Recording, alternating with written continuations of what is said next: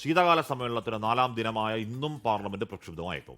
വിവിധ വിഷയങ്ങൾ ഉയർത്തി പ്രതിഷേധം തുടരാനാണ് പ്രതിപക്ഷത്തിന്റെ നീക്കം. ഡൽഹിയിലെ വായു മലിനീകരണം ചൂണ്ടിക്കാട്ടി പാർലമെന്റ് കവാടത്തിന് മുന്നിൽ ഇന്ത്യ സഖ്യം പ്രതിഷേധിക്കും. ബൽറാം നെടുങ്ങാടിയ വാർത്തയുടെ വിവരങ്ങൾ വെച്ചിരുന്നുണ്ട്. Balram, good morning. നേരത്തെ വിനിത പറയുകയായിരുന്നു അവിടുത്തെ ഈ വായു മലിനീകരണത്തിന്റെ വല്ലാത്ത അവസ്ഥ. ആകെ ഒരു മൂടാപ്പൊക്കെ രാവിലെ തന്നെ ഉണ്ടായിരുന്നു. അത് നേരം വെളുത്തു വരുന്നതിന് മാത്രമല്ല, ഈ പ്രശ്നങ്ങളൊക്കെ ഉണ്ടല്ലോ എന്ന് പറഞ്ഞാൽ ഡൽഹി അങ്ങേയറ്റം വീർപ്പുമുട്ടുകയാണ്. അതിൽ പ്രതിപക്ഷ പ്രതിഷേധം ഉണ്ടാവേണ്ടതുമാണ്. Balram, good morning. Very good morning Hashmi, Christina.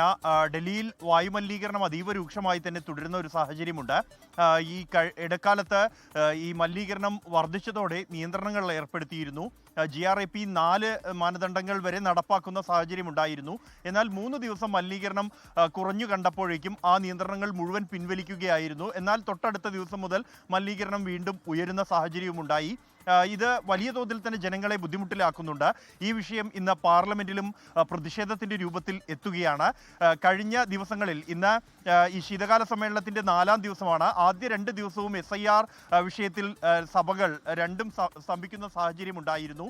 എന്നാൽ പിന്നീട് SIRൽ ചർച്ചയ്ക്ക് സർക്കാർ വഴങ്ങി. വരുന്ന ചൊവ്വാഴ്ച 10 മണിക്കൂർ ചർച്ചയ്ക്കാണ് തീരുമാനമായിരിക്കുന്നത് ലോക്സഭയിൽ. രാജ്യസഭയുടെ കാര്യം ഉടൻ തന്നെ തീരുമാനമാകും.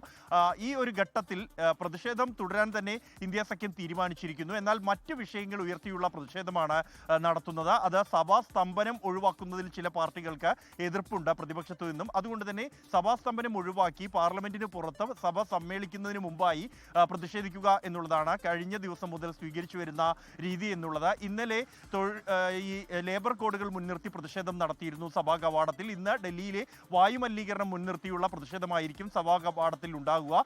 അതിനുശേഷം സഭാ നടപടികളുമായി സഹകരിക്കാനാണ് പ്രതിപക്ഷത്തിന്റെ തീരുമാനം. ഇന്ന് സുപ്രധാനമായ ഒരു ബില്ല് ലോക്സഭയിൽ ധനമന്ത്രി നിർമ്മലാ സീതാരാമൻ അവതരിപ്പിക്കുന്നുണ്ട്. അത് health securities national security bill എന്നുള്ളതാണ്.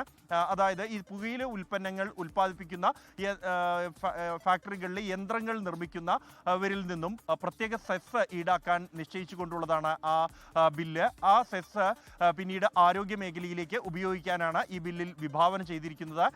ഇത്തരത്തിലുള്ള 13ഓളം ബില്ലുകളാണ് ഈ സമ്മേളനത്തിൽ നിശ്ചയിച്ചിരിക്കുന്നത് സർക്കാർ. അതിൽ 3 ബില്ലുകൾ ഇതിനകം തന്നെ പാർലമെന്റിൽ അവതരിപ്പിച്ചു കഴിഞ്ഞു. ഹാഷ്മി, ക്രിസ്റ്റീന.